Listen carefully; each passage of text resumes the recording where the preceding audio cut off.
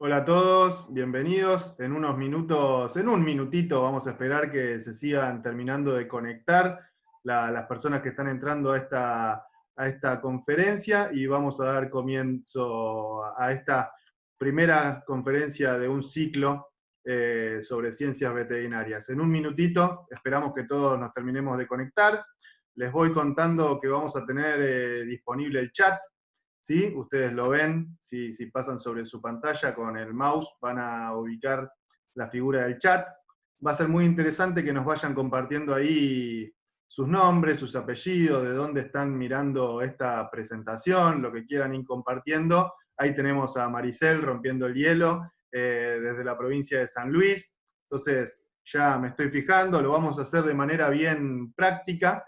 Lo voy a estar coordinando. Mi nombre es Luciano Aba, soy editor del periódico Motivar, de la revista 2+2, periodista agropecuario, y es una gran alegría estar acompañándolos en este ciclo de conferencias sobre ciencias veterinarias que promueven en conjunto la Federación Veterinaria Argentina y la Facultad de Ciencias Veterinarias de la provincia de La Pampa.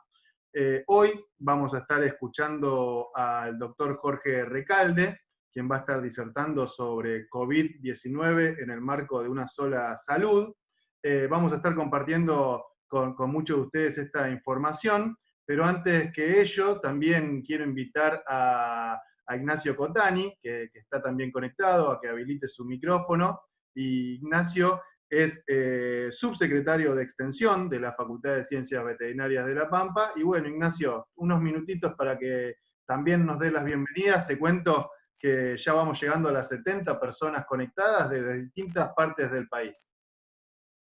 Bueno, buenas tardes. La verdad que un gusto saber que se ha sumado tanta gente a esta charla y simplemente no vamos a alargar tanto la presentación, están todos interesados en la charla, darles la bienvenida a los colegas, en especial a los graduados, a las graduadas de nuestra facultad, y agradecer en especial a la FEBA en la figura de Héctor, que con ellos venimos realizando, bueno, encaramos en este momento estas charlas virtuales y ya venimos realizando unos cursos de posgrado también de manera virtual, con bastante éxito y difusión entre los colegas. Y bueno, agradecer también en particular a Jorge Recalde, que nos va a iluminar un poco con sus charlas, con sus conocimientos, una persona de gran prestigio. Vuelvo a reiterar el agradecimiento y esperemos que sirva, que sea de utilidad para todos los graduados, los colegas. Y recordarles un poco que, bueno, este ciclo de charlas que damos inicio hoy, tenemos un cronograma de charlas que ya tenemos ocupado hasta noviembre. La verdad que ha sido bastante fructífero todas las voluntades para estas charlas, y a los graduados dejarles el mensaje de que, bueno, estamos a disposición para las demandas, graduados y colegas, de las temáticas que ustedes crean necesarias para que conjunto con la FEBA podamos poder complacerlos. Y nada más, agradecerles nuevamente y que disfruten de la charla. Buenísimo, Ignacio. Y también, bueno, como vos decías, esto recién empieza, va a seguir, pero también darle la palabra al presidente de la Federación Veterinaria Argentina, a Héctor Otermín. Héctor, hay mucha gente ya saludándote por el chat, así que tus minutos para dar también la bienvenida. Bueno, muy bien, muy buenas tardes a todos. Una alegría, muchísimas gracias a todos los que se están haciendo presentes. La verdad que este inicio de la charla, primero tenemos que agradecerle a la Facultad de Ciencias Veterinarias de la Universidad de La Pampa, la cual la persona de su decano, el doctor Ferrán, el doctor Meder, el doctor Cotani, entre todos logramos armar este ciclo de conferencias, en la cual surgió la posibilidad de contar con Jorge Recalde. ¿Y por qué elegimos a Jorge Recalde? Porque es una persona que tiene una mirada muy amplia de lo que es el COVID, ya que es médico veterinario, conduce las cátedras de farmacología de medicina y de veterinaria de la Universidad de La Plata. Y bueno, nos pareció que tenía una mirada distinta, y esa mirada distinta nos va a ayudar a que exista o conocer mejor el posicionamiento de la profesión ante la sociedad. ¿Y por qué el posicionamiento de la profesión ante la sociedad? Creo que es algo que realmente nosotros como profesionales de ciencias veterinarias, más de uno, no tenemos bien claro ese posicionamiento y el lugar que ocupamos. Un lugar que ocupamos porque hay mucho desconocimiento de toda la actividad del veterinario. Nosotros tenemos como origen de muchas de las enfermedades del ser humano, más del 60% tienen origen en los animales. Más del 70% de las enfermedades emergentes, como el HIV, el ébola, tienen origen en los animales. Por lo tanto, somos agentes primarios de salud reconocidos por las principales organizaciones internacionales. Y esto lo tenemos que reconocer, lo tenemos que saber a la hora de posicionarnos. Es más que importante. Hoy justamente leía un artículo, si no me equivoco, de un diario peruano, donde un doctor, un médico, si no me equivoco, el doctor Elmer Huerta, donde por suerte salió un colega a rebatir todos sus dichos, donde desnotaba o se reía de muchas acciones de los profesionales veterinarios ante la consulta de un oyente, que me pareció un desconocimiento total de los alcances de la profesión. Por lo tanto, creo que es necesario que se conozcan todos los alcances de nuestra profesión, porque nuestra profesión controla desde el embrión hasta la góndola, digo yo, porque tenemos desde la reproducción, tenemos todo el control de la zoonosis, tanto en grandes como en pequeños animales, el control de los alimentos para que esos alimentos lleguen a la góndola sanos e inocuos. Por lo tanto, tenemos que tratar de llegar a la sociedad con todo ese conocimiento. Así que bueno, no me quiero extender mucho más que eso. El agradecimiento nuevamente a todos, en especial a la gente de la Asociación Panamericana de Veterinaria, que hoy ha recibido una salutación y una felicitación justamente por el inicio de este ciclo de conferencias, y a su vez he visto la difusión de la misma para todos los países de América. Así que por lo tanto, muchísimas gracias y un agradecimiento a PANVET. Así que bueno, Luciano, te dejo con toda la audiencia y muchísimas gracias a todos. Gracias, Héctor. La gente se sigue conectando, ya somos más de 80 personas conectadas de distintas partes del país. Les voy a pedir a todos que mantengamos los micrófonos apagados, que mantengamos los videos de cada uno apagados, porque ahora sí, Jorge, ya te presentó Héctor. Yo me había preparado una buena presentación y me ganó de mano. Entonces, sin más, Jorge, lo quiero repasar. Sí, Jorge Recalde, más allá de lo que podamos decir, es un referente del sector veterinario, como bien decía Héctor. Actualmente es el titular de las cátedras de farmacología, tanto de medicina como de veterinaria en la Universidad de La Plata. Y bueno, Jorge, vamos a hablar de microorganismos, de bacterias, de virus, de ivermectina, de COVID. Me lo fuiste adelantando. Dijimos que I10 empezabas, así que a partir de ahora tenés tus 40-45 minutos para meterle con todo en la presentación. ¿Te parece? Perfecto, perfecto, Luciano. Bueno, muy bien. Bueno, en primer lugar, quiero agradecer a la gente de La Pampa, por supuesto, a la gente de la Facultad de Ciencias Veterinarias, a mi amigo Héctor, que bueno, acá me citó y se está ahorrando el whisky, porque a distancia no llegamos, pero en el futuro, Héctor,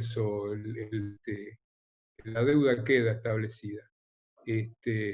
Así que vamos a charlar un poco sobre unas cuantas cosas, como decía Luciano recién, ¿no es cierto? Sobre la COVID-19, es decir, esta enfermedad producida por el SARS-CoV-2.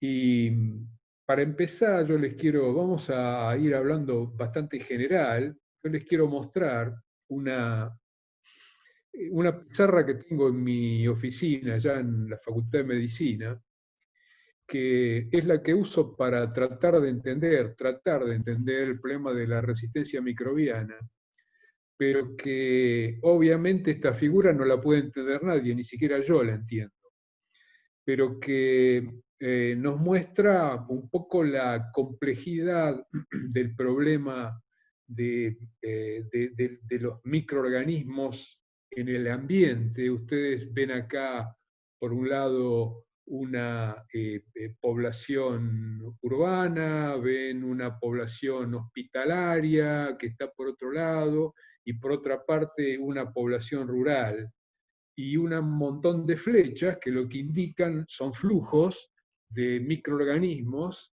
y de fármacos. Pero si la miramos acá, esta es la traducción de la figura anterior, donde he eliminado todas las animaciones para que no se nos trabe, donde nuevamente vemos, acá sí podemos ver un hospital. Esta es la población hospitalaria. Acá tenemos una ciudad, esta es la población urbana, y acá tenemos la gente que convive con los animales en el campo. Tenemos la cadena alimentaria, tenemos la acuicultura, tenemos la fauna, tenemos las cosechas, tenemos la explotación de todos los animales, tenemos los desechos cloacales, tenemos las industrias farmacéuticas, y todo esto con una estrecha vinculación a través de todas estas flechas. Las flechas verdes representan flujos de microorganismos y las flechas rojas, presión quimioterápica. Esto está orientado fundamentalmente a bacterias, pero obviamente los flujos virales hay que calcularlos como aproximadamente 100 veces más importantes que esto. Ahora, si nos remontamos al origen de la Tierra, hace 4.500 millones de años, los únicos habitantes que había eran microorganismos. Cuando los animales se originaron, el mundo estaba completamente saturado de microorganismos. La aparición de los mamíferos viene a ser la frutilla del postre, ¿no es cierto? Pero la frutilla, la torta, es decir, el pastel de la evolución, son microorganismos. La frutilla seríamos nosotros. Hace 2.000 millones de años había bacterias y arqueas. Las arqueas son parecidas a las bacterias, es más, durante mucho tiempo fueron consideradas bacterias. Son bacterias que son parecidas a bacterias, pero habitan medios inhóspitos. La diferencia entre una bacteria y una arquea, morfológicamente, no son muy parecidas, pero hay ciertas similitudes, pero cuando hablamos de su fisiología, es como comparar una PC con una Apple. Son dos sistemas operativos totalmente distintos. Pero ¿qué ocurrió en la evolución? Hace aproximadamente 2.000 millones de años, una bacteria fue incluida adentro de una arquea. Una bacteria se metió adentro de una arquea y formó las mitocondrias. Eso fue el puntapié inicial de toda la evolución que lleva a la aparición de los mamíferos y del hombre en el planeta. Ese fue un evento único. Una sola vez ocurrió y a partir de ahí cambió la evolución del mundo. Aparecieron los procariotes y después apareció todo lo siguiente y aparecimos nosotros. Ese fue entonces la inclusión de una bacteria adentro de una arquea. El chasis era la arquea y el motor la bacteria. Eso generó la evolución posterior. Las bacterias nos llevan 3.500 años de ventaja sobre el planeta, de experiencia sobre el planeta. Las bacterias han sabido responder absolutamente a todos los desafíos que se le fueron presentando. Entonces surge la pregunta, ¿son realmente las bacterias las que se cruzan en nuestro camino? ¿O somos nosotros los que nos cruzamos en el camino de las bacterias? Las bacterias están en todos lados. El número de bacterias sobre la Tierra es de 5 millones de trillones de trillones. Es un 5 seguido de 30 ceros. No sabemos quién se tomó el trabajo de contarlas, pero con números de tal magnitud, con números tan grandes, un cero más o un cero menos hacen una diferencia tan grande que es muy probable que este número esté cerca de la verdad. Cada persona, si estuviéramos en un auditorio, agregaría 37 millones de bacterias al aire por hora. Esta es una cosa que suelo decir en las charlas en auditorios y ahora la adapté, dije, si estuviéramos en un auditorio. Otra cosa que he dicho desde hace mucho tiempo es que el intercambio que se produce en un auditorio es mucho más que de conocimientos. Hay un tremendo intercambio de proteínas y de ácidos nucleicos entre toda la gente que ahí se encuentra. Bueno, esto ahora en el curso de la pandemia tiene una validez tremenda. Ustedes ahora ya saben, todo el mundo sabe que hay que estar a más de 2 metros para que, digamos, respirar la menor cantidad de virus posibles, etcétera, etcétera. Entonces, podemos decir que somos bacterias. 1,5 kilos del cuerpo de un humano son bacterias. El microbioma o el bacterioma son 50 billones de bacterias que tienen un rol crítico en la salud. Entre los microbiomas, el de las aves fue el más estudiado, aunque no todas las especies avícolas del intestino son cultivables, pero se caracterizaron casi todas ellas por su gen 16S-RNA, es decir, rRNA, es decir, que es un gen que codifica el ARN ribosómico. ¿Por qué se usa ese gen? Porque es muy poco variable dentro de cada especie. Es un gen que se mantiene invariable a lo largo de la evolución. Entonces, bacterias y arqueas, como decíamos, pueden estar en condiciones extremas, en la Antártida, en volcanes. Y bueno, algo hablando de resistencia, la resistencia es un problema, es un proceso natural y muy antiguo, cosa de la que no vamos a hablar demasiado hoy. Pero sí vamos a decir que las bacterias se pueden multiplicar muy rápidamente. Es una gran ventaja de las bacterias. En condiciones favorables, una bacteria se puede multiplicar cada 15 o 20 minutos. Eso nos da en 10 horas una cantidad de 1 billón de bacterias. Con Escherichia coli, que más o menos está entre los 15 y 20 minutos la reproducción, podemos decir que en 24 horas tendríamos una cantidad de bacterias que equivaldría a una montaña. En 36 horas estaríamos teniendo una cantidad de bacterias, 48 horas en 2 días, tendríamos el peso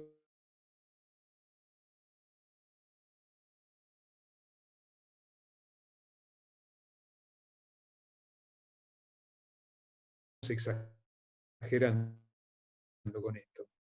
Por suerte no les alcanza el alimento.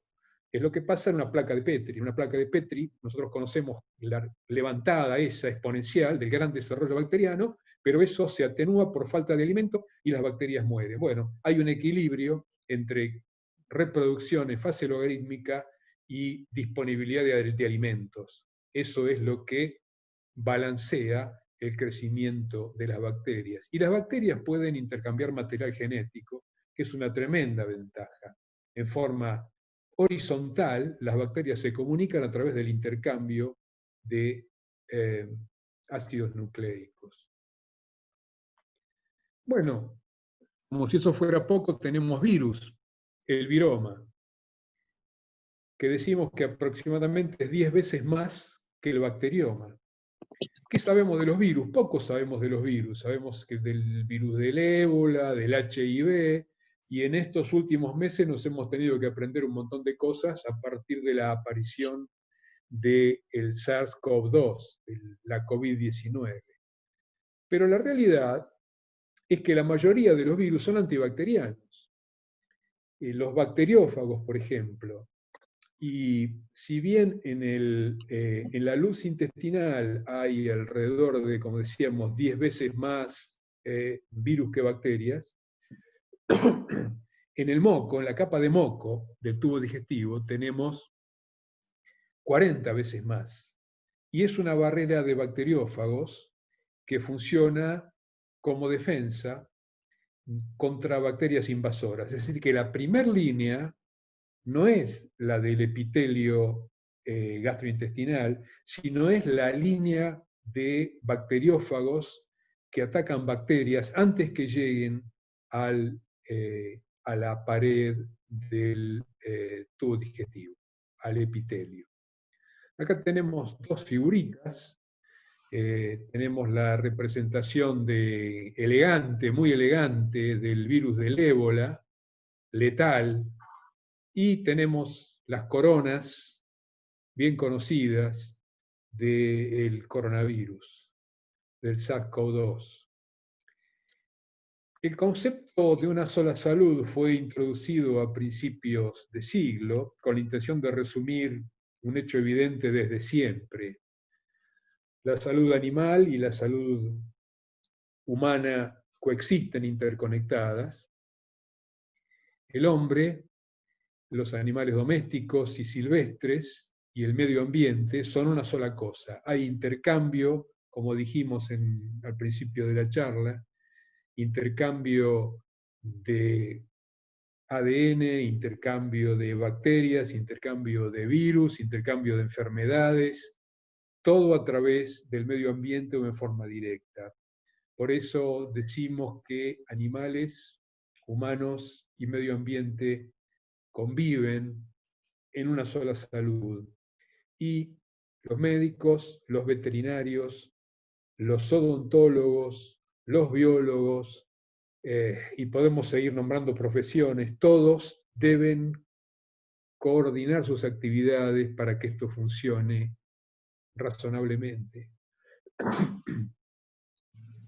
Hay muchas enfermedades de origen animal que afectan al hombre. Influenza aviar, rabia, fiebre del Valle del Rift, brucelosis, claros ejemplos de problemas para la salud pública del mundo. Y hay otras enfermedades de transmisión persona a persona, pero que circulan en animales o tienen reservorio animal. Y acá tenemos el ébola, bueno, el SARS, el MERS, el SARS-CoV-2, para citar nada más que algunos ejemplos. Estos riesgos se acentúan con la globalización y el cambio climático.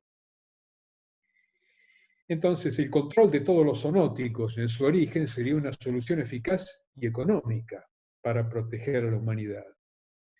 Debería haber estrategias mundiales de prevención y control de patógenos coordinadas en la interfaz animal-hombre-ecosistema, que fueran aplicables a nivel mundial, regional y nacional.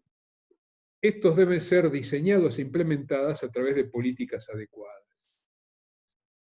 Fíjense ustedes la cantidad de virus, acá estos son solamente algunos que afectan al hombre. Hay virus que se clasifican como neumotrópicos, donde están los que nos están aquejando en este momento, multitrópicos como el ébola, neurotrópicos que predominan en el sistema nervioso, hepatotrópicos, las lamentables y diversas hepatitis, y enterotrópicos.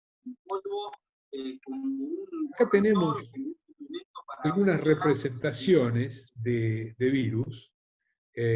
Tenemos por un lado el Marburgo también, el virus elegante, el virus hepatitis, el virus de la poliomielitis, el SARS-CoV-2, nuestro querido SARS-CoV-2, y acá otro que es como una bola de plastilina y no me acuerdo cuál es. Pero fíjense que el virus de la viruela fue uno de los que más desastres hizo en la humanidad y costó mucho erradicarlo.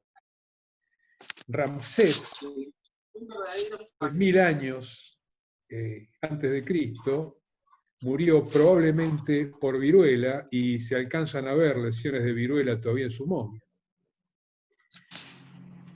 Los virus son novedosos, ¿no es cierto?, en la historia de la humanidad.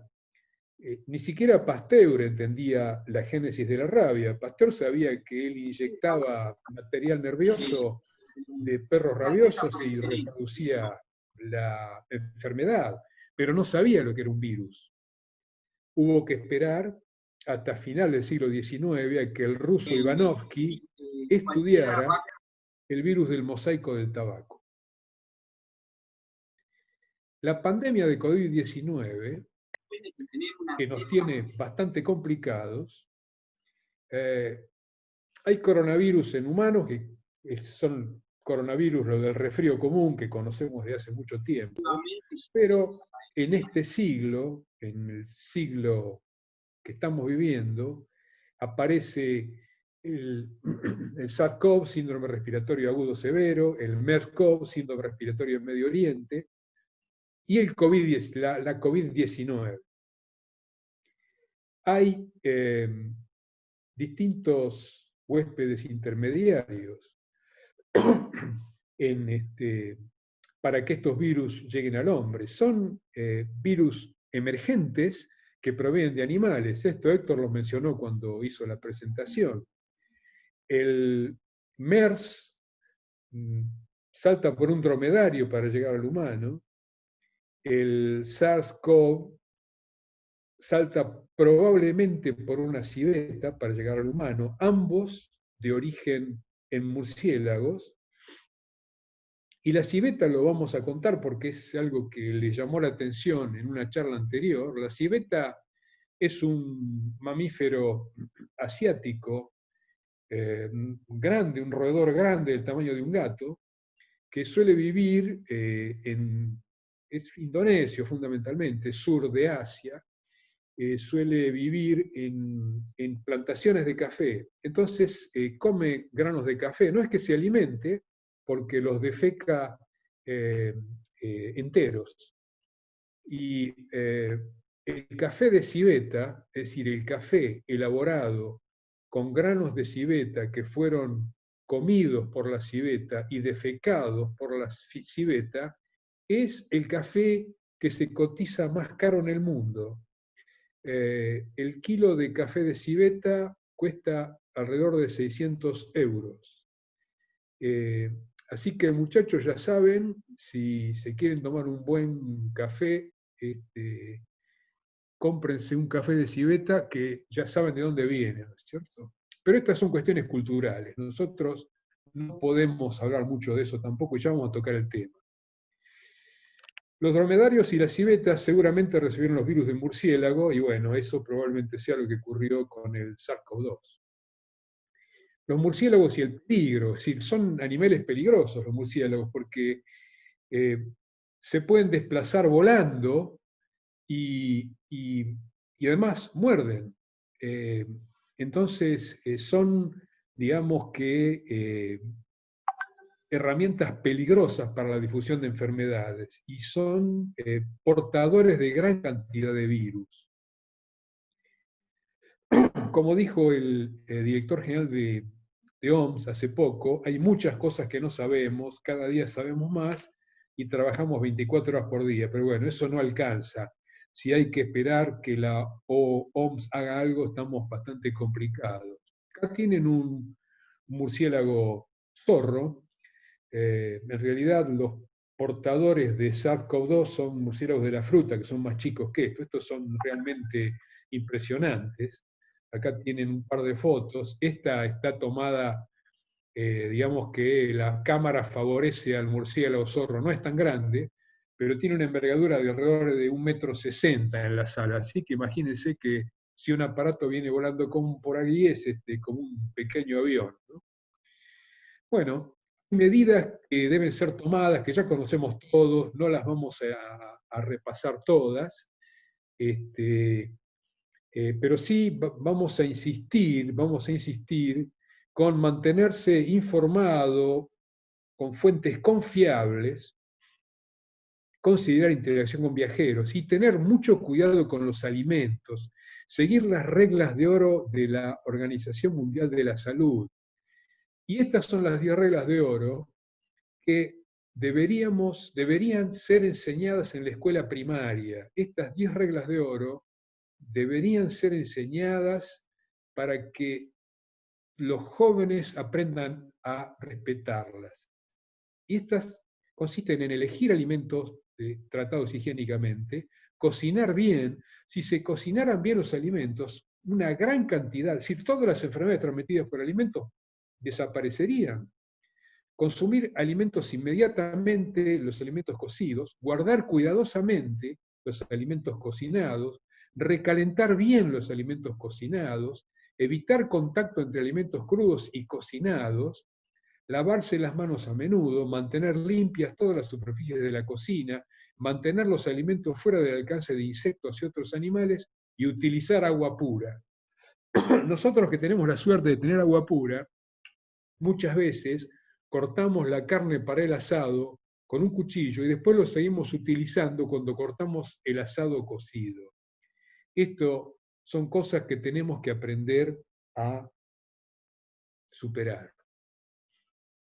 El SARS-CoV-2, el agente de la COVID-19, se propaga de humano a humano, pero hubo 2 perros positivos en China, un gato en Bélgica, de lo reportado hace un tiempo, no estoy actualizado con esto, pero esto no implica que deban tomarse medidas que afecten a las mascotas.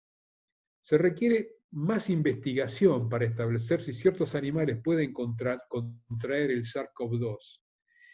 Pero claramente los veterinarios tenemos que tener muy claro que las mascotas pueden contraer, no sabemos si contraer la enfermedad, pero sí resultar positivos, por lo tanto ser portadores. Y aunque no sean portadores, pueden actuar como vectores. Si en una casa donde hay una mascota hay un paciente que está aislado en una habitación, la mascota sabe perfectamente lo que está pasando y es probablemente la que está más ansiosa por entrar a visitar al enfermo. No hay que dejar que la mascota entre en contacto con el enfermo, porque si la mascota entra en contacto con el enfermo, después entra en contacto con el resto de las personas en la casa. Ese es un cuidado muy importante que hay que tener con las mascotas. Lo mismo con los paseos de mascotas. Las mascotas quieren salir tanto como los humanos, entonces los humanos no tienen que utilizar la mascota como excusa para salir de una cuarentena.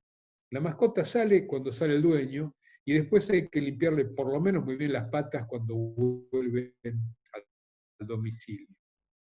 Y acá tenemos un felino, hermoso felino, para mirarlo en fotos.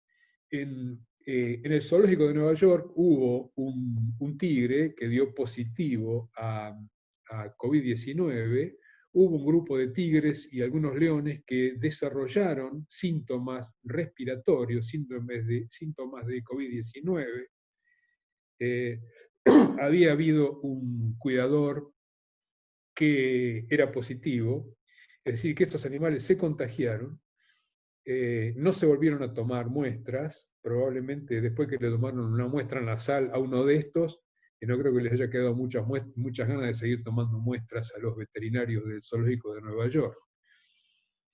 Y bueno, con este tema de las enfermedades virales, la emergencia y reemergencia de epidemias y episodias es algo grave y es algo que cada vez se repite más rápidamente, porque hay una serie de factores que potencian todo esto.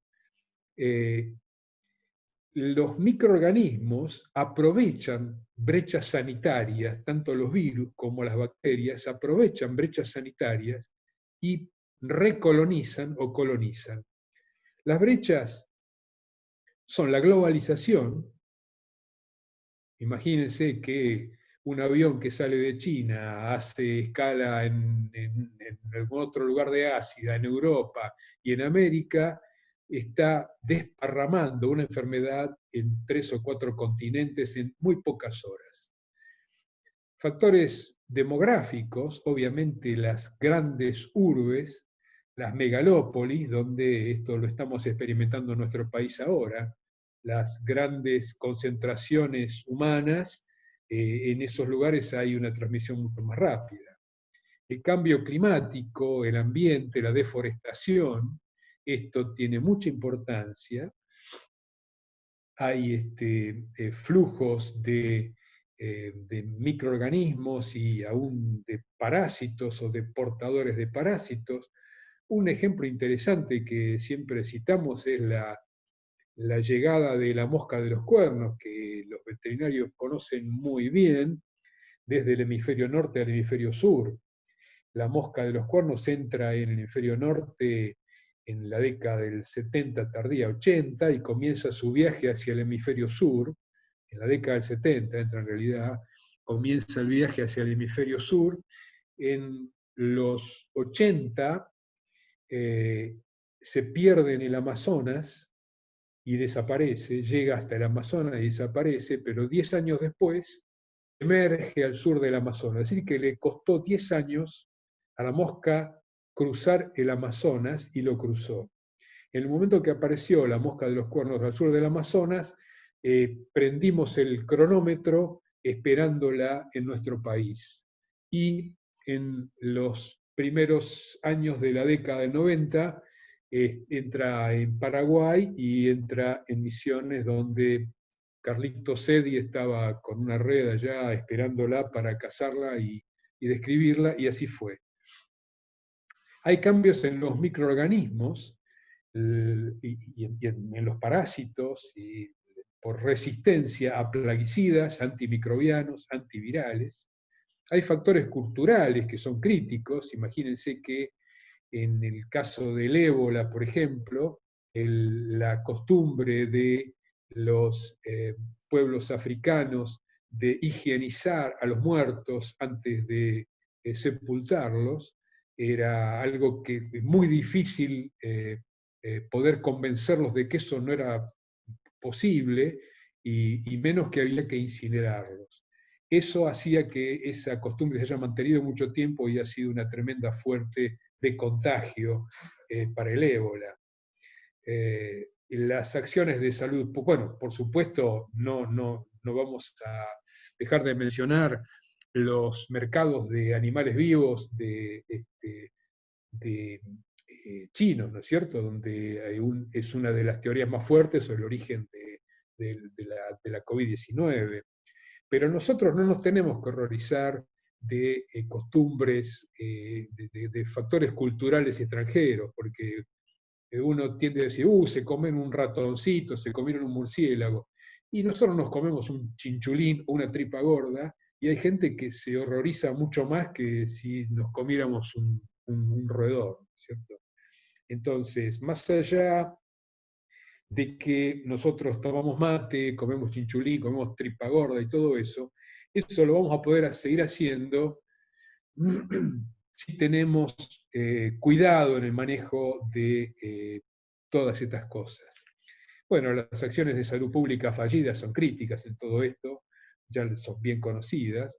Control insuficiente de vectores, por supuesto, y la deficiencia de sistemas de agua y saneamiento. Nosotros vivimos en una zona desarrollada, pero en nuestro país mismo hay grandes deficiencias sanitarias y deficiencias en sistemas de agua y salud, y saneamiento y salud en la periferia, que no son tenidas normalmente en cuenta cuando se habla solamente del AMBA.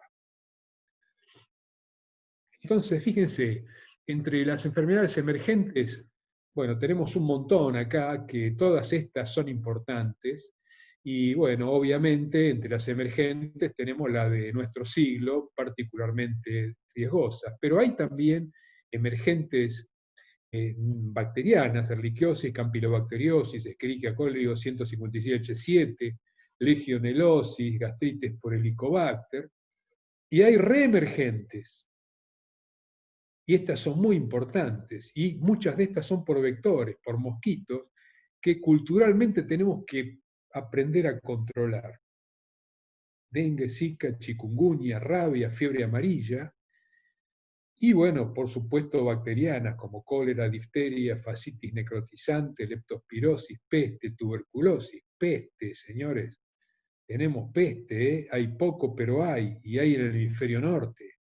Tuberculosis, que sigue matando miles de personas por año, y dos debe de la humanidad, que son el paludismo y el Chagas, que posiblemente por afectar a poblaciones menos reconocidas, no sean tratadas como deben ser y afectan millones de personas.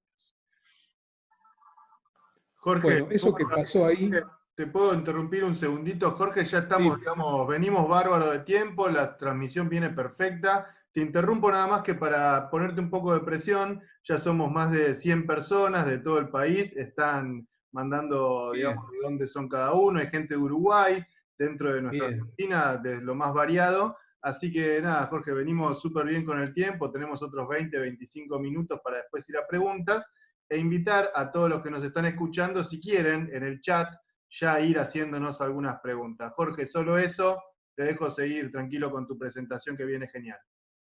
Buenísimo, Luciano. Justo recién yo pasé un videíto que no lo puse porque nos olvidamos de probarlo y normalmente se traba todo, así que en todo caso lo que vamos a hacer después es repartir el link.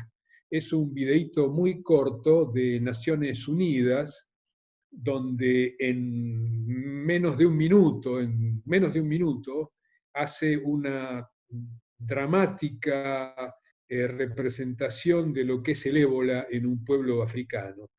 Pero bueno, es una pena, pero no dan los medios informáticos como para que lo podamos pasar en tiempo real, se traba mucho. Así que seguimos. Decíamos, estamos hablando de un montón de patologías, de un montón de cosas que aquejan a la humanidad. Entonces, en eso pensamos cuando hablamos de virus, bacterias, en enfermedades, no pensamos en la parte beneficiosa de las bacterias. Hay, en realidad, dijimos, ya lo mencionamos antes, hay más virus que bacterias. Sabemos que los bacteriófagos nos protegen, sabemos que el moco recluta fagos específicos y nosotros, nuestras bacterias, nuestros fagos, los animales, sus bacterias, sus fagos, componen una simbiosis muy compleja. Tanto es así que hay una teoría ya últimamente que habla del hologenoma.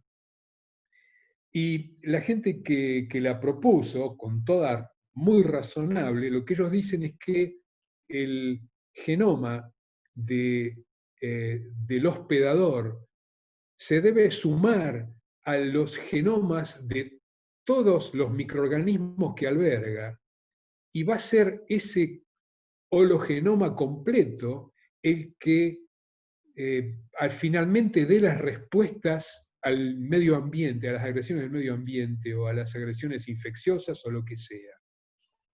Esto es particularmente interesante y muy probablemente tengamos que aceptar esta teoría ya como real, ¿no es cierto?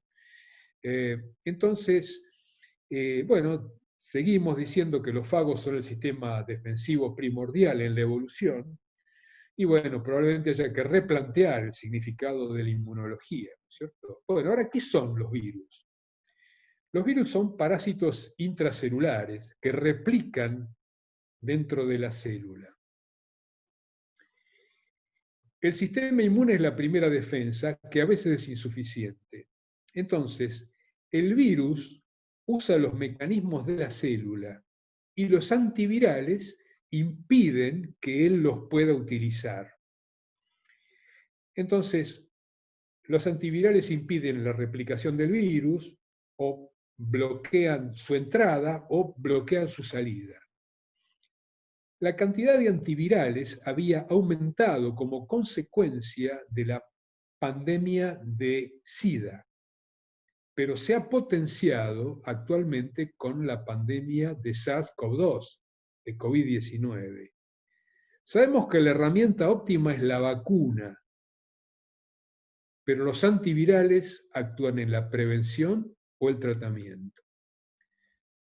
Miren, acá tenemos los fármacos en la columna de la izquierda y tenemos los mecanismos en la columna de la derecha. Hay un grupo de fármacos en estos primeros 5 renglones que son fundamentalmente los que se han utilizado en virosis antes de la COVID-19. Pero esta pandemia que nos aqueja ha sido tan intensa también en la generación de conocimiento que hay una serie de fármacos antiguos, algunos redirigidos hacia esto, otros nuevos, que han aparecido, entre ellos la cloroquina, el remdesivir, ritonavir, lopinavir, el interferón como antiviral, el plasma inmune de siglos atrás, lo estamos redescubriendo. Claro que el plasma inmune no es lo que uno podría imaginarse, que es sacarle plasma a un tipo que se curó y ponérselo a un enfermo. No es tan simple.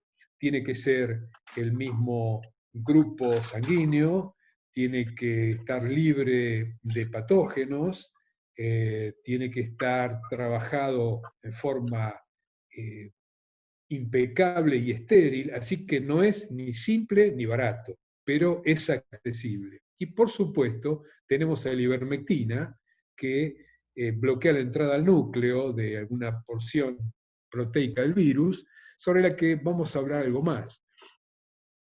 Acá tenemos la estructura de la ivermectina y la estructura de la abamectina, su precursor. La abamectina es el producto natural que produce el Streptomyces havermitilis, un microorganismo del suelo, y la ivermectina es la abamectina dihidrogenada en posición 22-23. Es decir, que es semisintética.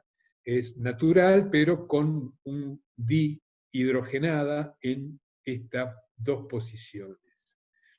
Y el mecanismo de acción de la ivermectina fundamentalmente sobre receptores de glutamato en el sistema nervioso.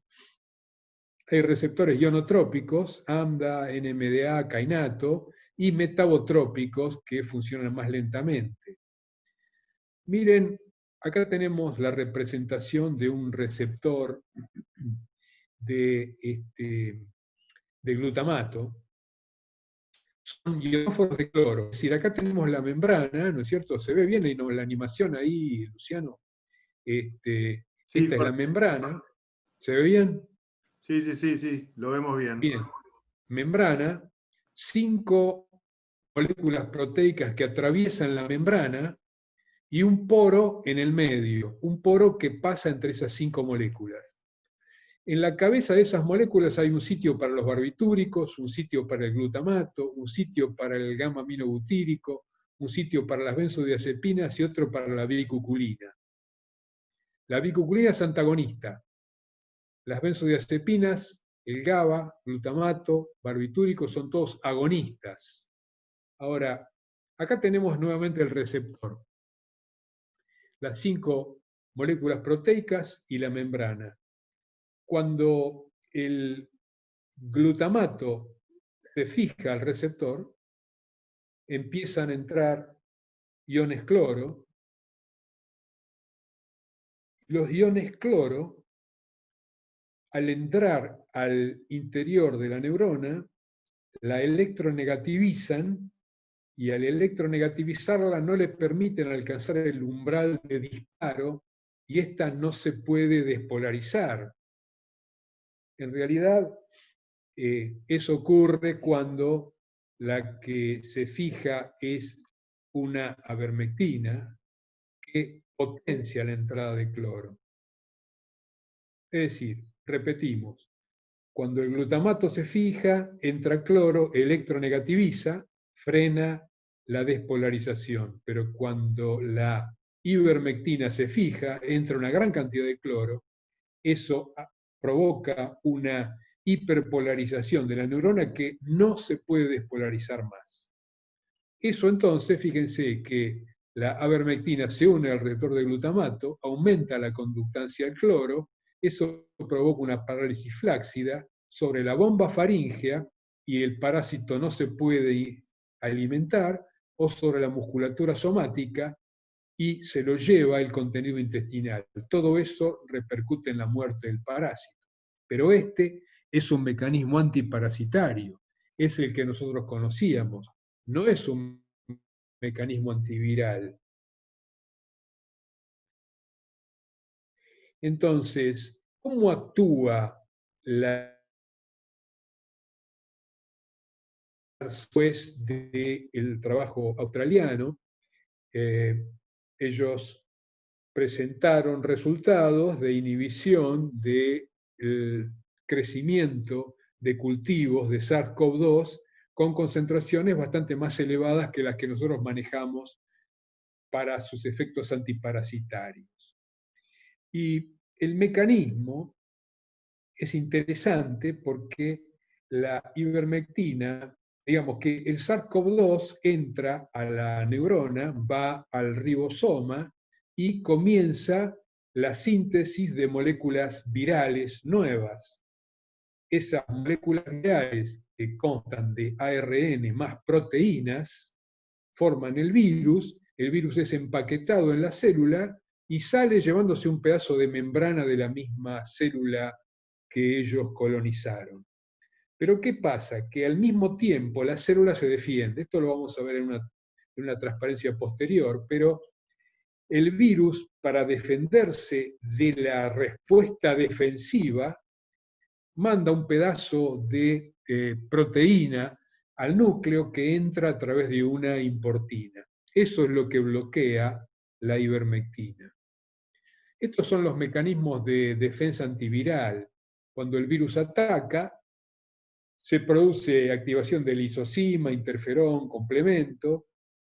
El interferón se une a receptores de membrana que activan otro señal que va al núcleo y activa la defensa. Entonces, ¿qué hace el virus? Entra a la célula y se replica, es lo que decíamos recién. Proteínas no estructurales del virus migran al núcleo y bloquean la defensa, viajando ligadas a la importina, que es la que les permite entrar al núcleo.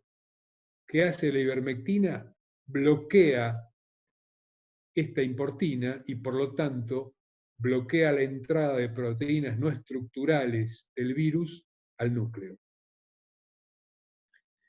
El virus se une a receptores ECA2, que es enzima convertidora de angiotensina 2, y además hay una serina proteasa transmembrana que también se une a ese complejo, y ese complejo es el que entra a la célula. En ribosomas se replica y las proteínas virales son sintetizadas, empaquetadas y expulsadas por exocitosis, como mencionamos antes. Fíjense ustedes en esto. Esto es como está la pandemia en este momento. En realidad, como estaba hace un tiempo. Ahora, en realidad, probablemente Brasil esté más colorado de lo que estaba en este momento. Nosotros, por suerte, nos mantenemos bastante bien. Pero esto requiere conductas muy bien coordinadas. Hay una enorme responsabilidad de autoridades nacionales en esto. Hay servicios que deben seguir funcionando, actividades esenciales, entre las cuales están las actividades veterinarias. Son actividades esenciales para el cuidado de la salud. Pero cuidado, si el veterinario trabaja en pandemia, tiene que tener mucho cuidado, tiene que cuidarse. Tiene que proteger al personal, tiene que proteger a los animales, tiene que proteger a los dueños de los animales, tiene que desarrollar protocolos de trabajo en base a análisis de riesgos, tiene que dividir todas sus actividades, sea en el consultorio, sea en la manga, sea en la industria, donde sea, dividir sus actividades en tantos compartimientos como él considere que son los divisibles en distintas tareas y evaluar los riesgos de cada una de estas para trabajar con seguridad en cada uno de esos peldaños. Acá hay una presentación de los distintos riesgos que hay que considerar cuando se entra en contacto con personas. La parte verde es la parte que no tiene riesgo, la parte roja es la parte de alto riesgo. Fíjense ustedes lo que es un paciente, un contacto de alto riesgo. El contacto de alto riesgo es conviviente con una persona diagnosticada que no tiene protección adecuada. Ese es un riesgo altísimo. El contacto con esas personas son portadores, seguramente portadores de virus. Riesgo medio es un conviviente pero que tiene protección adecuada en el contacto con el paciente. Riesgo bajo es un contacto circunstancial, pero tiempo prolongado con un diagnosticado, pero no contacto cercano. Riesgo no identificable, bueno, ya sería caminar junto a un enfermo o estar en el mismo cuarto durante tiempos variables. Riesgo no identificable también, y interacción con un desconocido asintomático, pero en área de transmisión comunitaria. Y virtualmente no riesgo, interacción con alguien sin síntomas en área sin transmisión comunitaria. Acá podemos decir que en algún caso no hay riesgo. Bueno, este es un riesgo, virtualmente no hay riesgo en ese caso. Todo esto tiene que ser seriamente considerado. Ahora, a esta altura del partido, del avance de la ciencia, nosotros los más viejos miramos todas estas ciencias y no conocemos ninguna. ¿Qué conocemos de acá? La inmunología y la microbiología. Pero todas estas ciencias tienen una gran importancia: la genómica, la inmunogenética, la inmunogenómica, la bioinformática, la ingeniería genética, la biología de sistemas, la bioquímica sintética, la proteómica, la metabolómica, nanotecnología. Todo esto interactúa. Todas estas ciencias interactúan en este momento en la búsqueda de vacunas, en la búsqueda de terapias para tratar esta pandemia. Y claro, hay un problema inmunológico, claro. ¿Cuál es el escenario inmunológico ideal? Y es que una persona infectada, una vez que se cura, sigue inmune toda su vida. Eso sería bárbaro. Es lo que nosotros aprendimos hace mucho tiempo. Pero esto no es así. ¿Quién lo descubrió? Lo descubrió Peter Panum, no Peter Pan. Peter Panum. Lo descubrió en las Islas Feroe. Las islas, que tienen poblaciones chicas y son poco accesibles, son muy interesantes para hacer estudios epidemiológicos, estudios genéticos, porque son poblaciones cerradas, donde hay una gran reproducción en un grupo chico de gente. Entonces, las Islas Feroe son islas que pertenecen al Reino de Dinamarca, yo pensé que iban a ser inglesas, que están al norte de Inglaterra, bien al norte, entre Noruega e Islandia. Es un grupo de islas chiquitos que están ahí. Y bueno, este hombre estudió un brote de sarampión del año 1846. Y el tipo encontró que había pacientes de edad avanzada que no se enfermaban de ninguna manera. No se enfermaban los tipos. Entonces empezó a estudiar la historia en la isla, y claro, eso estaba en una comunidad cerrada, y encontró que había habido un brote anterior en 1781. Y claro, los tipos que se habían enfermado en 1781, en 1846 tenían alrededor de 60 años y no se enfermaban. ¿Por qué? Porque estaban inmunes del brote anterior. Este fue un avance tremendo en la inmunología. Pero claro, en inmunología no todo es tan sencillo. Entonces, nos venimos al desarrollo vacunal. Y para desarrollar una vacuna, lo que habría que hacer es identificar epitopes ideales, ¿no es cierto? Identificar partes del virus que son bien inmunógenos y son fáciles de trabajar. Saber cómo se puede potenciar la respuesta inmune, estudiar nuevas vías de administración. Y bueno, antes de la COVID-19 había aproximadamente 130 nuevas vacunas en desarrollo. Vacunas para malaria, para SIDA, para citomegalovirus, el sincicial respiratorio, dengue, ébola, Chagas, incluso Chagas, leishmaniasis, Clostridium difficile y Staphylococcus aureus. No tenemos ninguna de estas, ¿eh? Están trabajando los muchachos. Ahora, después dicen que en septiembre tenemos la vacuna para el COVID-19, para la COVID-19, ¿viste? Yo no les creo, yo no les creo. Pero con la llegada de la COVID-19 hubo una revolución, una tremenda revolución en el trabajo inmunológico. Y tenemos varias vacunas en desarrollo. Una vacuna china, con un vector de adenovirus tipo 5, la vacuna Sinovac, con virus inactivado, también China.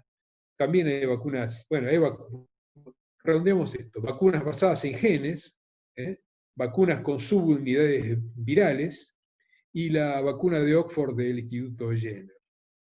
La vacuna china es un adenovirus tipo 5. Este adenovirus se suele utilizar como vector para meter, se utiliza el adenovirus tipo 5 donde se meten pedacitos de ADN de virus y se infecta con un adenovirus tipo 5 de chimpancé atenuado.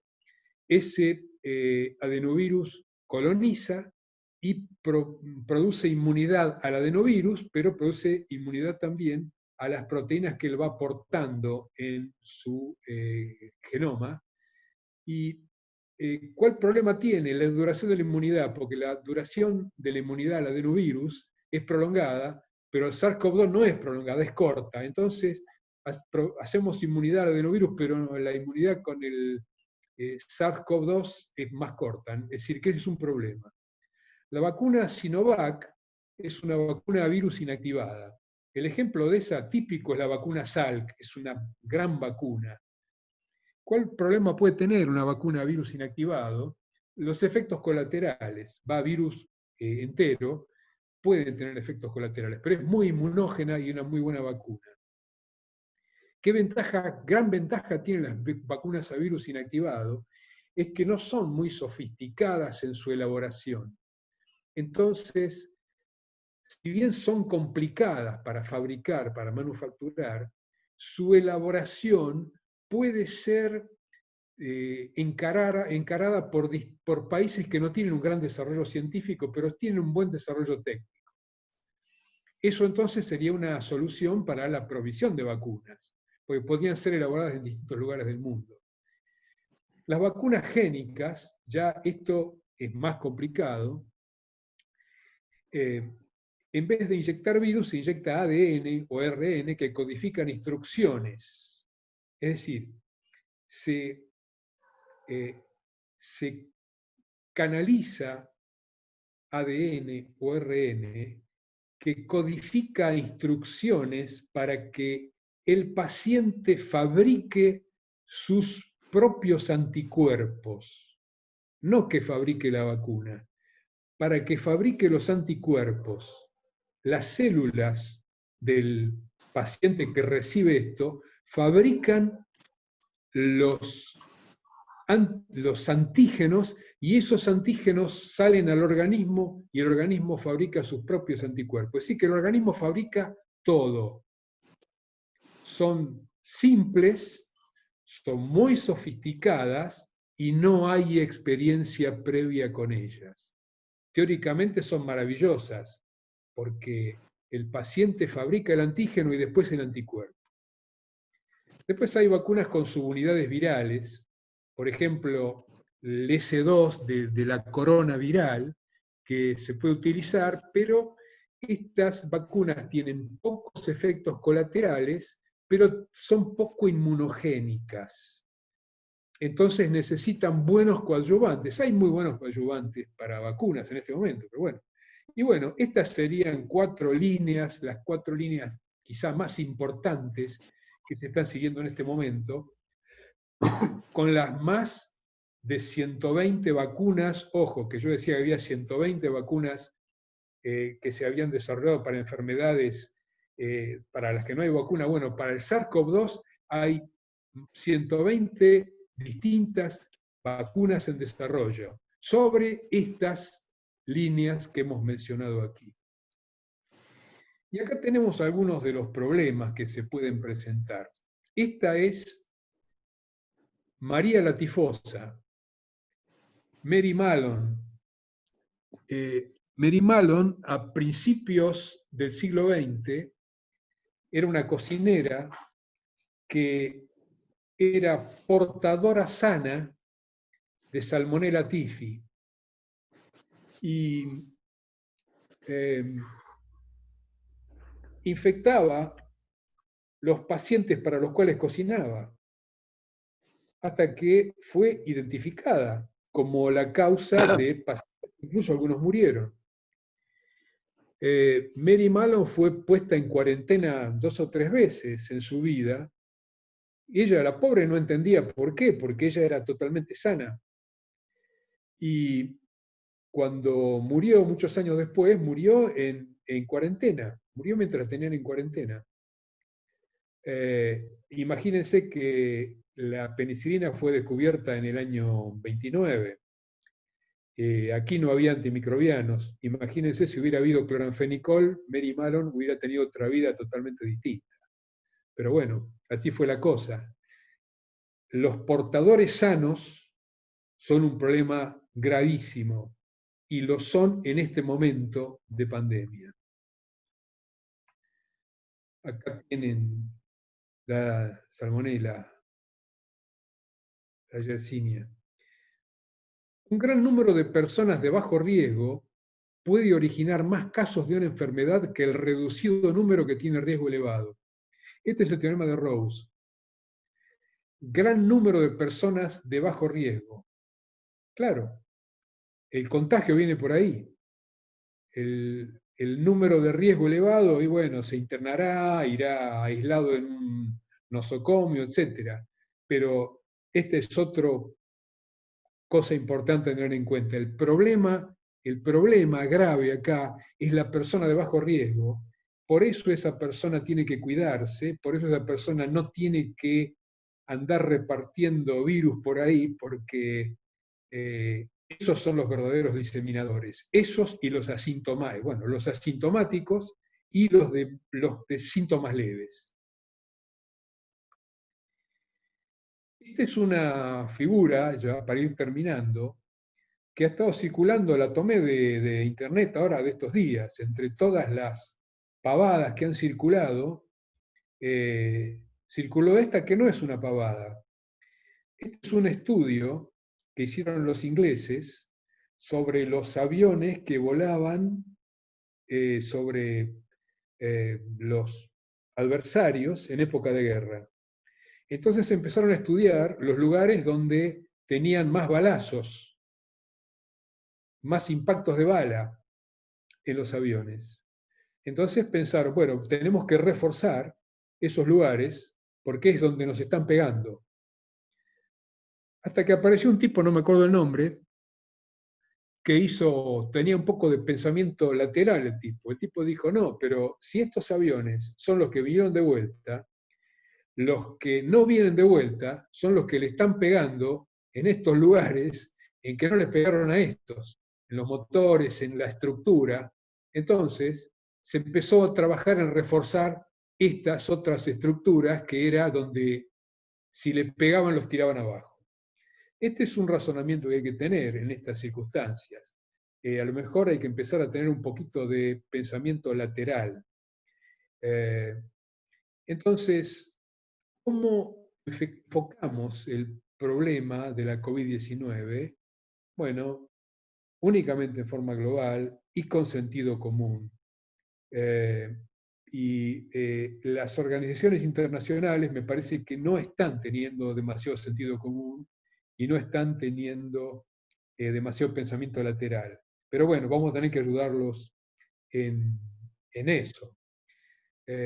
Fíjense que Ignaz Semmelweis en 1840 y pico, hacia el 1845, 1850, implementó el lavado de manos con antisépticos en salas de parturientas y redujo la mortalidad enormemente.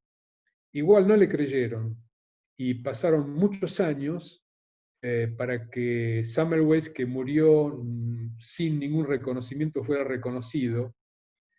Y fíjense que hace muy poco tiempo me tocó leer un trabajo científico donde recalcaban la utilidad del lavado de manos para prevenir la resistencia microbiana, como si tuviéramos que empezar de vuelta. Pero si ya lo dijo Semmelweis hace 150 años, más.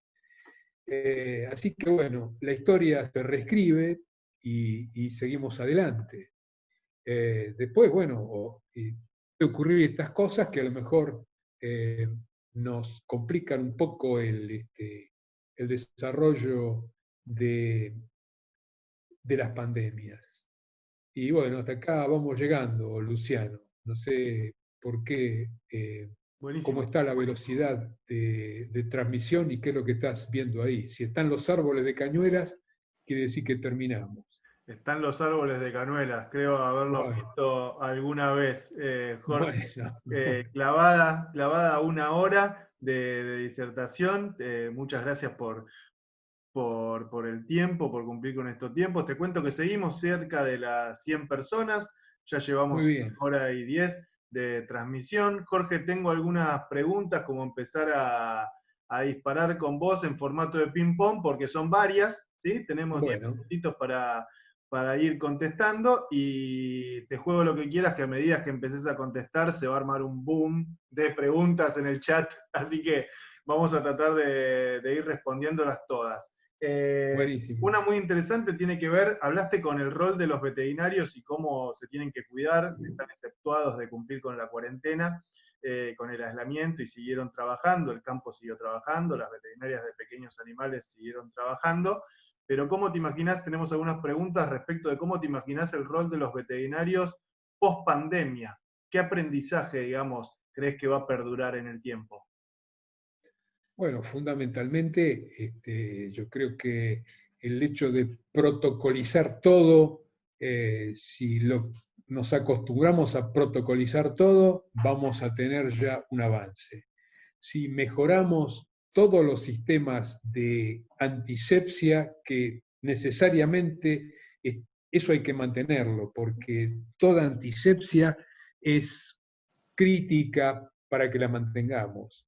El manejo del personal, el manejo a través de protocolos de todo el personal de la veterinaria, el personal de campo, eso prácticamente todo va a tener que ser mantenido. Y hay un componente más, y es este que estamos manejando ahora, es el de la consulta a distancia.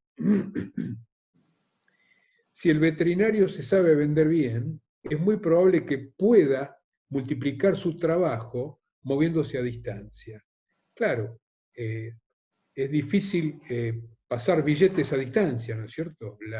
La visita personal es muy importante porque el contacto personal facilita la cobranza, pero de todas maneras, el manejo de clientes a distancia va a ser una herramienta nueva donde vamos a poder trabajar cara a cara como estamos trabajando ahora.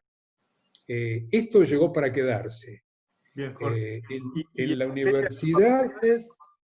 ¿Cómo? Y antes también preguntábamos, yo te pregunté particularmente ayer cuando hablábamos por teléfono, y tengo preguntas también, en materia de las facultades, de la formación de los veterinarios.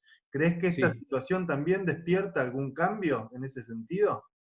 Absolutamente, porque claramente nosotros hemos seguido trabajando en la facultad como vinimos trabajando hasta ahora. En la cátedra nuestra, en la Facultad de Medicina, tenemos un personal, como vos sabés, Luciano, y un personal, hay mucha gente, es una cátedra muy grande, donde debemos tener 60 docentes más o menos, pero claro, son cantidades de alumnos muy grandes. probablemente deben ser 600 alumnos en este momento, pero es una relación de 10-1, ¿no es cierto?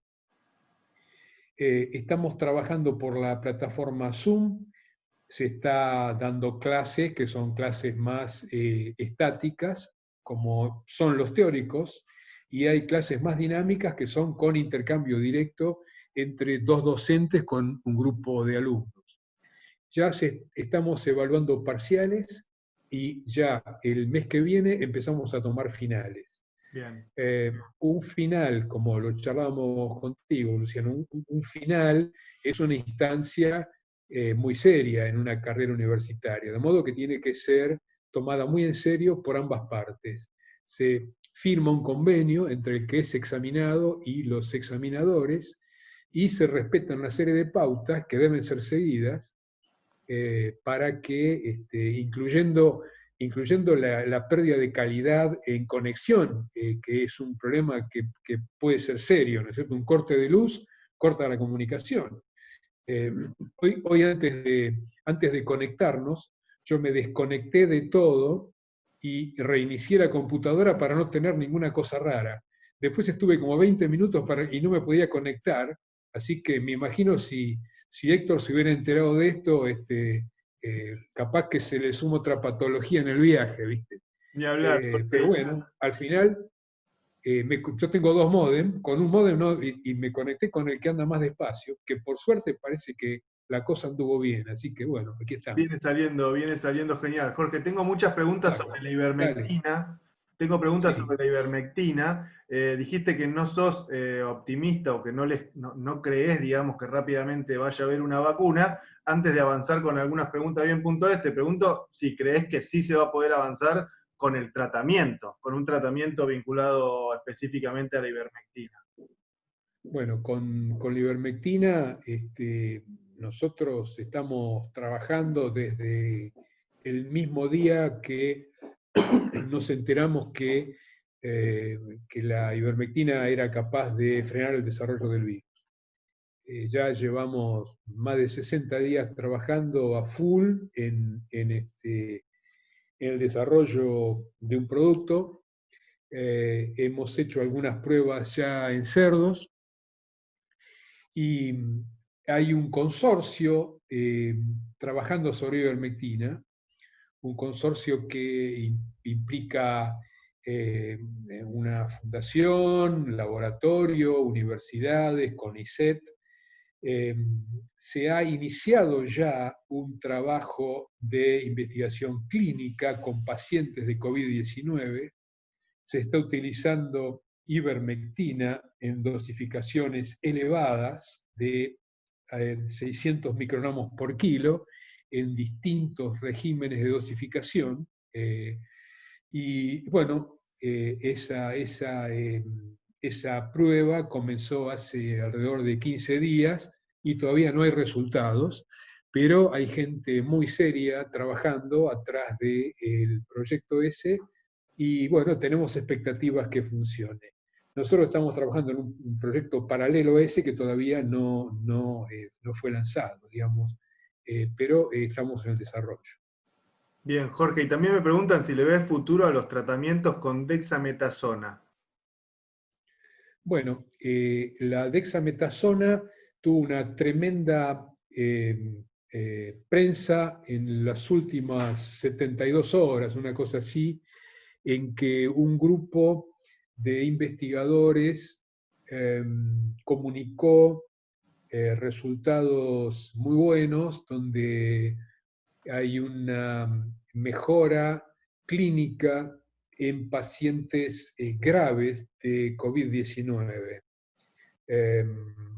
Digamos que hay un porcentaje de pacientes de alrededor de un 10%, muy aproximadamente, que se podría salvar de la muerte de los pacientes que van al óbito. Y hay una mejora de pacientes clínicamente graves y no hay grandes mejoras en pacientes intermedios.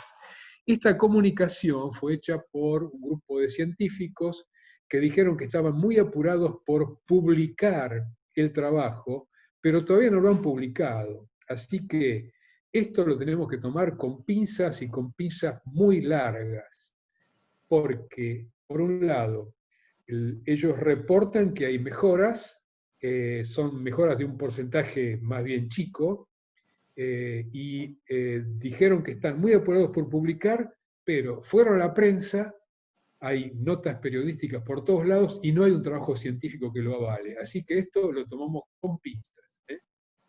Bien, Jorge, les recuerdo a todos que esta charla, esta disertación de Jorge Recalde, en el marco de una serie de conferencias que la FEBA y la Facultad de Ciencias Veterinarias de La Pampa van a estar llevando adelante en el transcurso de los próximos miércoles, ¿sí? Cada 2 miércoles, el próximo 24 de junio, el próximo 1 de julio, el próximo 8 de julio, son las fechas confirmadas, también a las 19 horas. Ahora les voy a repasar brevemente la agenda, pero quiero aprovechar, Jorge, los últimos ping-pong. Tengo muchas preguntas.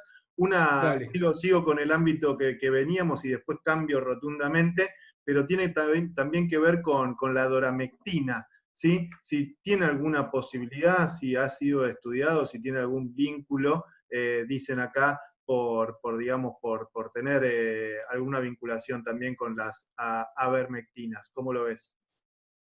Bueno, no tenemos idea sobre esto. Ahora, si analizamos la estructura química de la doramectina, la de la ivermectina, la de la avermectina, son todas lactonas macrocíclicas, y es muy factible que tengan algún tipo de actividad a nivel de importina, que es digamos que es la proteína, bloquear el lugar de la importina donde se van a fijar los determinantes virales que actúen en el núcleo, ¿no es cierto?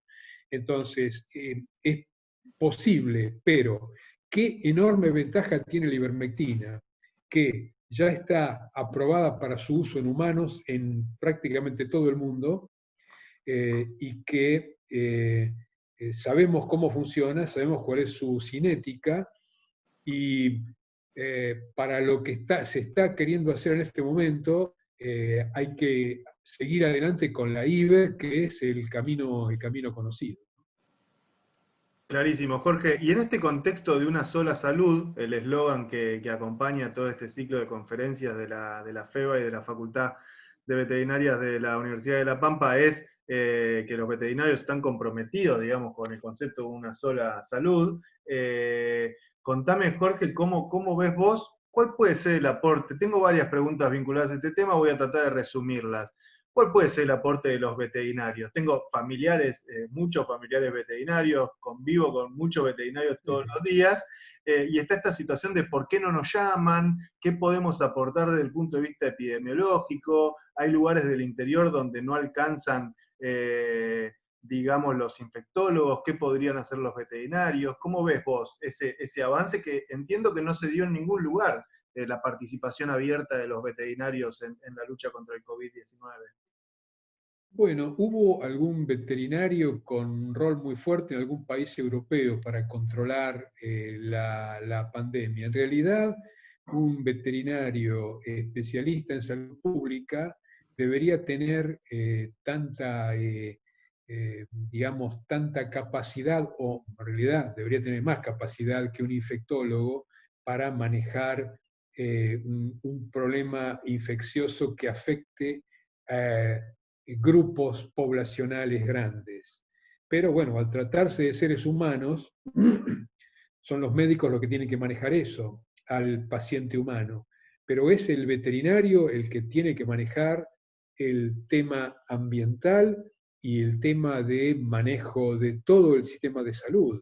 Es decir, los veterinarios, si yo estoy de acuerdo que deberían tener un rol mucho más importante, porque por otra parte, ¿qué se sabe de los animales en este caso? No sabemos ni siquiera cuál es el huésped intermediario. No estamos seguros ni siquiera de que sea un murciélago el que inicia la cadena viral.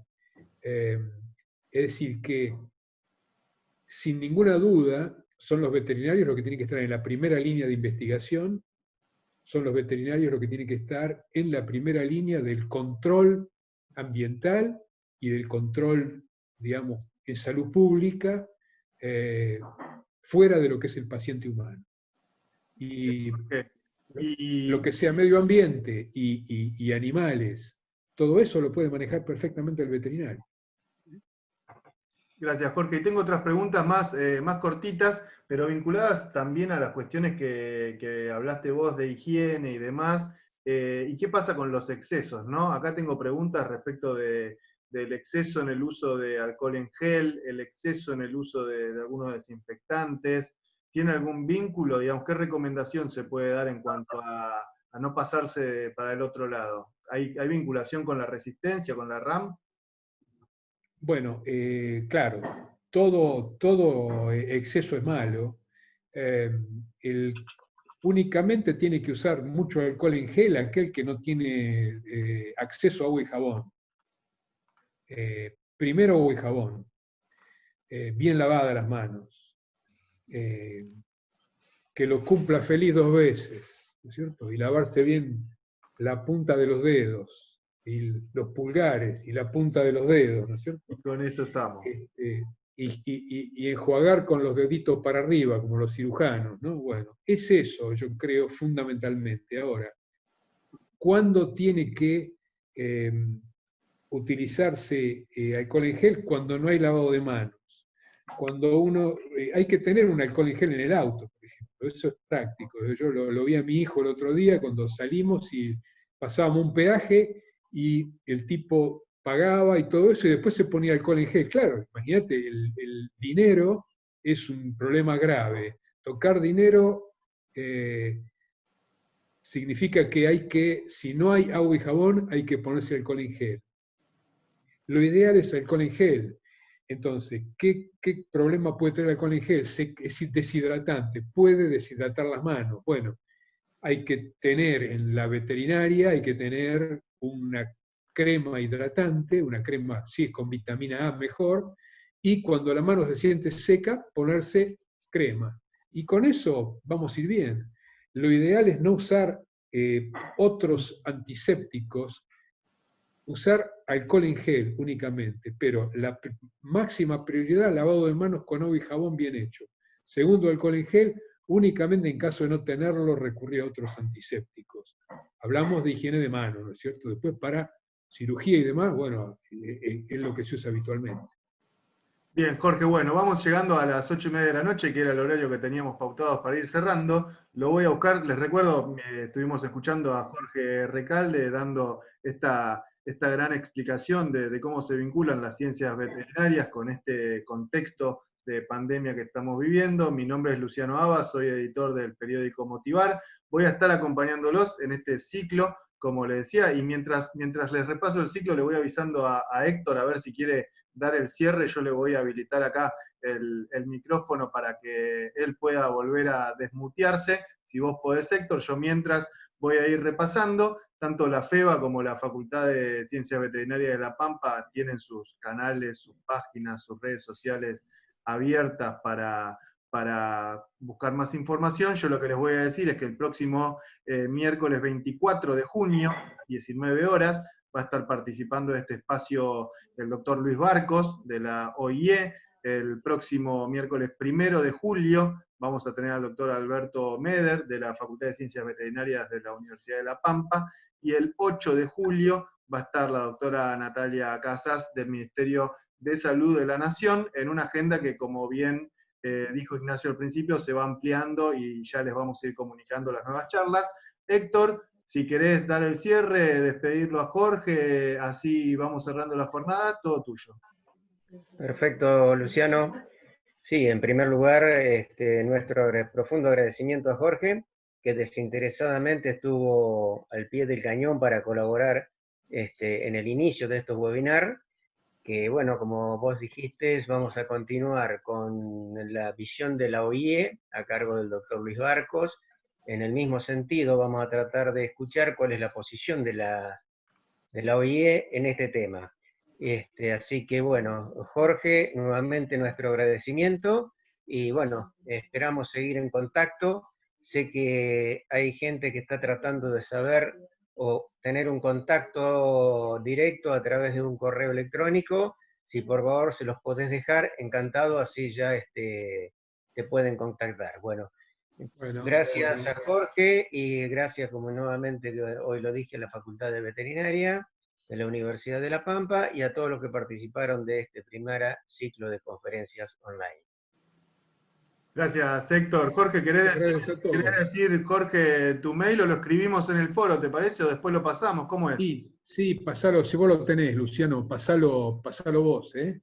Bueno, dale, buenísimo. Jorge, muchas gracias. Jorge Recalde en esta apertura del ciclo de conferencias sobre ciencias veterinarias de la FEBA y la Facultad de Ciencias Veterinarias de la Universidad Nacional de La Pampa. Héctor Otermín, Jorge Recalde, a todos los que estuvieron presentes y siguen conectados. Muchas gracias y nos volvemos a encontrar en los próximos días. Sigan a las páginas de la facultad y de la FEBA que van a tener más novedades sobre este ciclo de conferencias. Muchas gracias a todos, cuídense. Chau.